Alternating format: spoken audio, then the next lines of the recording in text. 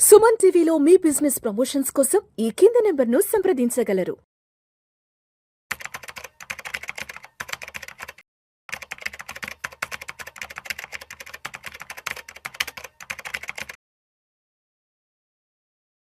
నమస్తే, welcome to Vishnu talks. నేను విష్ణు. ప్రస్తుతం మనతో పాటు certified financial planner and certified wealth manager Madhava Reddy గారు ఉన్నారు. మేడం గారితో మాట్లాడదాం. నమస్తే మాధవరెడ్డి గారు. నమస్తే అండి. మాధవరెడ్డి గారు, welcome to Vishnu talks. Thank you. So Madhava Reddy గారు, ఒక్కసారి ఇవాళ మార్కెట్ల క్లోజింగ్ గురించి చూద్దాం. ఇవాళ జనవరి 20 ట్యూస్డే. మార్కెట్ ఎక్కడ క్లోజ్ అనేది చూద్దాము. సెన్సెక్స్ విషయానికి వస్తే 1065 పాయింట్ల నష్టంతో 82,180 వద్ద క్లోజ్ అయింది. నిఫ్టీ విషయానికి వస్తే 353 పాయింట్ల నష్టంతో 25,232 వద్ద క్లోజ్ అయింది. సో మాధవరెడ్డి గారు, ఓవరాల్ గా ఇవాళ సెన్సెక్స్ దాదాపు 1200 పాయింట్లు ఇవాళ ఫాలో అవడం జరిగింది. అండ్ నిఫ్టీ విషయానికి వస్తే నిఫ్టీ 3 నెలల కనిష్టానికి పడిపోయిందంటే 3 మంత్స్ డౌన్ లో ఉంది. ఇవాళ మార్కెట్ నుంచి దాదాపు 10 లక్షల కోట్ల రూపాయల సంపద ఆవిరైపోవడం జరిగింది. ఎందుకంటారు ఇవాళ జనవరి 20 మంగళవారం నాడు మార్కెట్లు ఇంత భారీ స్థాయిలో పతనం అయ్యాయి? అసలు ఏంటి కారణాలు? అంటే ఒకటి కాదండి. అంటే ఎప్పుడు మనకి ఇంతవరకు మనం మాట్లాడుకున్నది ఎప్పుడైనా గ్లోబల్ ఫ్యాక్టర్స్ మనల్ని బాగా నెగిటివ్ లోకి తీసుకెళ్ళాయి, డొమెస్టిక్ గా బాగా స్ట్రాంగ్ గా ఉన్నాము అనేది మనకి ఎక్కువగా మాట్లాడుకున్నాం ఈ మధ్య కాలంలో. కానీ ఈ రోజు ఈ సిచ్యువేషన్ రావడానికి మేజర్ గా global negative as well as domestic గా కూడా నెగిటివ్ న్యూస్ వచ్చేసిందండి బాగా డొమెస్టిక్ గా. సో మనకి గ్లోబల్ న్యూస్ అయితే అందరికీ తెలుసు. ఈ ట్రంప్ టారిఫ్స్, యుఎస్ యూరోపియన్ మధ్య జరుగుతున్న ఈ టారిఫ్స్ ఏవైతే ఉన్నాయో February 1 నుంచి 10% అని, ఇంకా వాళ్ళు ఒప్పుకోకపోతే మళ్ళీ గ్రీన్లాండ్ ని ఎక్వైర్ చేసుకోవడం ఇలాంటి ఇష్యూస్ అవ్వకపోతే మళ్ళీ ఇంకొకసారి ఒక 25% వరకు మేము ఇంక్రీజ్ చేస్తామని, అది ఆ విధంగా ఒకవైపు బెదిరింపులు జరుగుతున్నాయి. ఎక్వైర్ ఆఫ్ గ్రీన్లాండ్ చుట్టూ నడుస్తూ ఉంది. సో ఇవన్నీ కూడా గ్లోబల్ మనం పక్కన పెడితే అసలు డొమెస్టిక్ గా కూడా మేజర్ గా నెగిటివ్ ఏంటంటే Q3 ఎర్నింగ్స్ అండి. మనం ఆల్రెడీ మాట్లాడుకున్నాము. Q3 ఎర్నింగ్స్ సీజన్ స్టార్ట్ అయింది. సో ఇక్కడ నేను ఈ రోజే చూసానండి గుడ్ బ్యాడ్ అగ్లీ అని. గుడ్ అంటే జస్ట్ యావరేజ్ గా HDFC బ్యాంక్ రిజల్ట్స్ ఇస్తే Reliance has given bad results, and ugly అంటే ICICI బ్యాంక్ కూడా చాలా మిక్స్డ్ కార్పొరేట్ ఎర్నింగ్స్ అండి. అంటే పెద్ద పెద్ద కంపెనీలు, అంటే ఇప్పుడు మనం చెప్పుకున్నవన్నీ కూడా చిన్న కంపెనీలు కాదు. ఐదర్ మీరు గమనిస్తే ICICI కానీ, రిలయన్స్ కానీ, HDFC కానీ, ఇవన్నీ కూడా అంటే మిక్స్డ్. నార్మల్ గా మనకి అంటే మార్కెట్ ఎక్స్పెక్టేషన్స్ తగ్గట్టుగా రిజల్ట్స్ రాలేదు. సో అది బాగా డిసప్పాయింట్ అయ్యారు. మీరు టాటా టెక్ కానీ, JSW ఇన్ఫ్రా కానీ, L&T ఫైనాన్స్, JK సిమెంట్, ఇవన్నీ మీరు ఏం తీసుకున్న, IDBI బ్యాంక్, RBL బ్యాంక్, అంటే ఒకవైపు PSU బ్యాంక్స్ అన్ని కూడా ఓవరాల్ గా కూడా మనకి చాలా మిక్స్డ్, అంటే యావరేజ్ లేకపోతే చాలా నెగిటివ్ గా మనకి రిజల్ట్స్ అనేవి Q3 రిజల్ట్స్ రావడం అనేది అది చాలా డిసప్పాయింట్ గా మార్కెట్స్ అనేవి తీసుకున్నాయండి. సో అదొక్కటే హోప్ ఉండేది, అట్లీస్ట్ కార్పొరేట్ ఎర్నింగ్స్ మనకి బాగా వస్తే మార్కెట్స్ మైట్ రీచ్ 26,000 అనుకున్నాము. బట్ దానికి ఎగ్జాక్ట్లీ మనకి ఆపోజిట్ గా పెద్ద పెద్ద కంపెనీలు అన్ని కూడా HDFC, ICICI, రిలయన్స్, ఇలాంటి విప్రో, ఎస్పెషల్లీ విప్రో కూడా చాలా వరకు డ్రాగ్ అయిందండి. సో ఇవి మనకి రీజన్స్. కార్పొరేట్ ఎర్నింగ్స్ మనం నెగిటివ్ గా తీసుకుంటే ఇంకోటి ఏంటంటే రూపీ ఫాల్ అండి. ఈ రోజు ఆల్మోస్ట్ 91 రూపీస్ దగ్గరికి మన రూపీ అనేది ఎగెనిస్ట్ డాలర్ డిప్రిషియేట్ అయిపోయింది. దీనికి మేజర్ రీజన్ FIS సెల్లింగ్ అండి.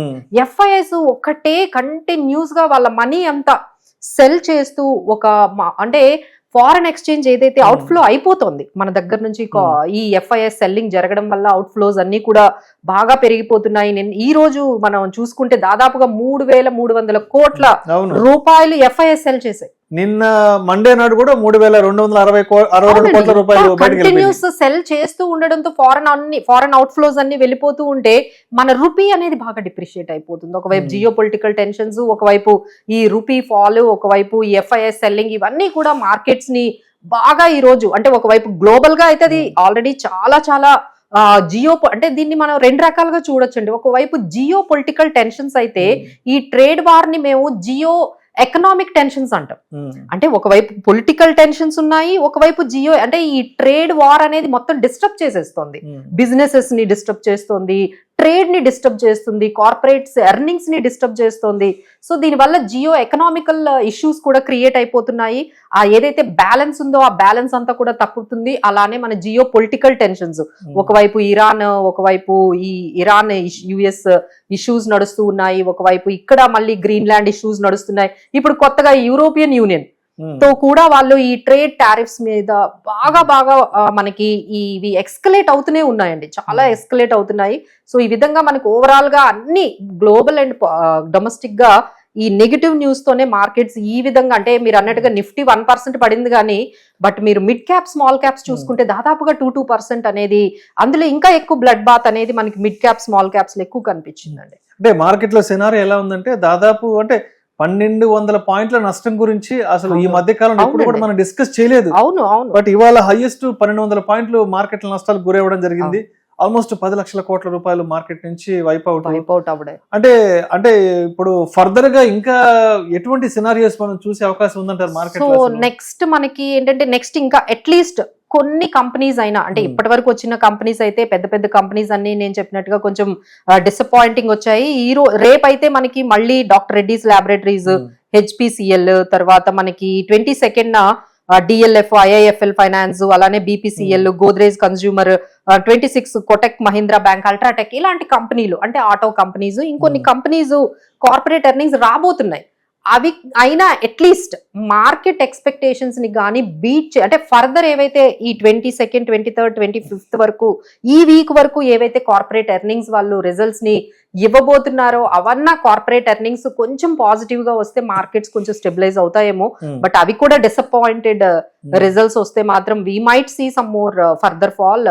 కపుల్డ్ విత్ ఈ రూపీ డిక్లైన్ కూడా మళ్ళీ 91 కి వచ్చింది, ఇంకా అది కూడా మళ్ళీ కంట్రోల్ అవ్వకపోతే ఇంకా markets might take some more negative. And FIs selling అసలు ఆగడం లేదండి. అండ్ అదే విధంగా ఇవాళ మార్కెట్ ఫాల్ నిఫ్టీ ఎక్స్పైరీ కూడా పార్టిసిపేట్ చేశారు. అవునండి, ఈ రోజు ట్యూస్డే, ఈ రోజు మనకి నిఫ్టీ వీక్లీ ఎక్స్పైరీ ఉంది. సో దాని వల్ల మనకి ఏంటంటే ఎక్కువ వాల్టిలిటీ అనేది కనిపించింది.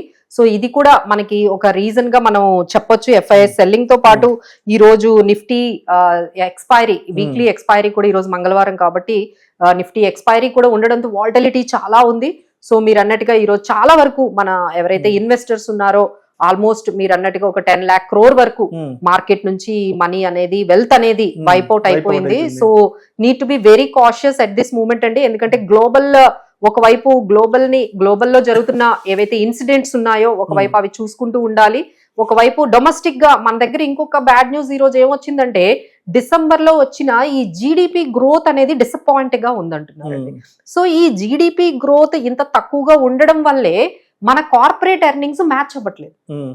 సో దీనికి అంటే జీడిపి గ్రోత్ కి కార్పొరేట్ ఎర్నింగ్స్ కి లింక్ చేస్తూ చెప్తున్నారండి. మన గ్రోత్ అనేది డిసెంబర్ లో కొంచెం డిసప్పాయింటింగ్ గా ఉండడం వల్ల ఈ కార్పొరేట్ రిజల్ట్స్ కూడా మనకి ఆశించినంతగా, అంటే మార్కెట్స్ ఎంతైతే ఎస్టిమేట్స్ ఉంటాయి కదండి, ఈ ఎస్టిమేట్స్ ని ఈ కార్పొరేట్ ఎర్నింగ్స్ అయితే అస్సలు బీట్ చేయలేదండి. సో అందుకనే మనం ఈ రోజు ఈ బ్లడ్ బాత్ చూడడానికి కారణం మేజర్ అయితే మనం కార్పొరేట్ నుంచి వచ్చిన మిక్స్డ్ ఎర్నింగ్స్ రిజల్ట్స్ అని చెప్పొచ్చు ఖచ్చితంగా. రైట్. అయితే అంటే ఇంకా మార్కెట్ ఎక్కడ సపోర్ట్ అండ్ రెసిస్టెన్స్ లెవెల్ ఎక్కడ తీసుకునే అవకాశం ఉందంటారు?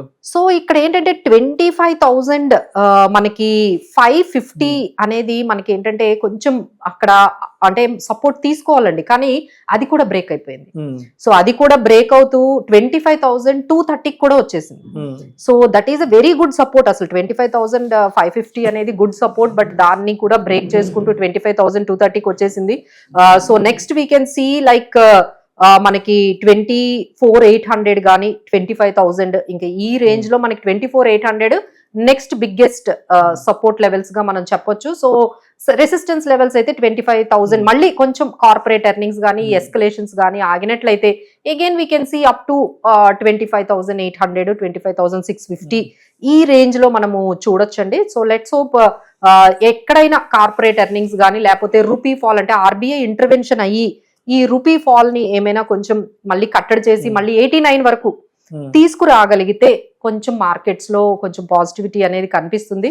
But again we have to see ఈ ఎస్కలేట్స్. అంటే ఇప్పుడు డావోస్ లో కూడా వరల్డ్ ఎకనామిక్ ఫోరం జరుగుతుంది.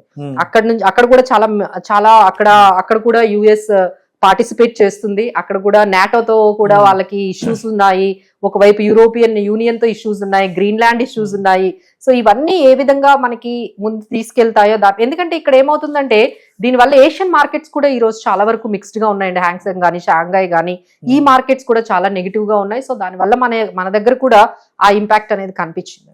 సో అయితే మాధవ్ రెడ్డి గారు, ఇప్పుడు మనకి గ్లోబల్ గా ఉన్న కొన్ని పానిక్ సిచ్యువేషన్స్, అంటే ఇంటర్నేషనల్ గా ఉన్నటువంటి కొంత ప్రతికూల వాతావరణాన్ని దృష్టిలో ఉంచుకొని సో ప్రస్తుతం ఏ సెక్టార్స్ కి లేదంటే ఏ స్టాక్స్ కి దూరంగా ఉండాలంటారు అసలు? సో ఇప్పుడు ఏంటంటేనండి మనకి కొంచెం ఒకటే ఒక అంటే పాజిటివ్ గాని మనల్ని తీసుకెళ్లేది ఉంది అంటే అది బడ్జెట్ అండి.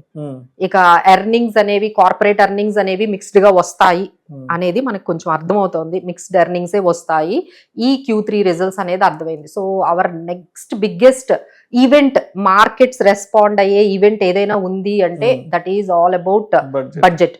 సో ఎవరైనా ఏదైనా ఈ టైంలో ఈ ఫాల్లో కొన్ని ఏమైనా స్టాక్స్ పికప్ చేసుకోవాలి అనుకుంటే బడ్జెట్ రిలేటెడ్ ఐదర్ మనకి రైల్వేస్ కి సంబంధించిన రైల్వేకి సంబంధించిన IRFC గానీ IRCTC ఇలాంటి రైల్వేస్ కి సంబంధించిన ఏమైనా కొన్ని మనకి తక్కువలో ఏమైనా మంచి వాల్యూ ఉన్న స్టాక్స్ ఏమైనా అవైలబుల్ గా ఉంటే, అలానే డిఫెన్స్.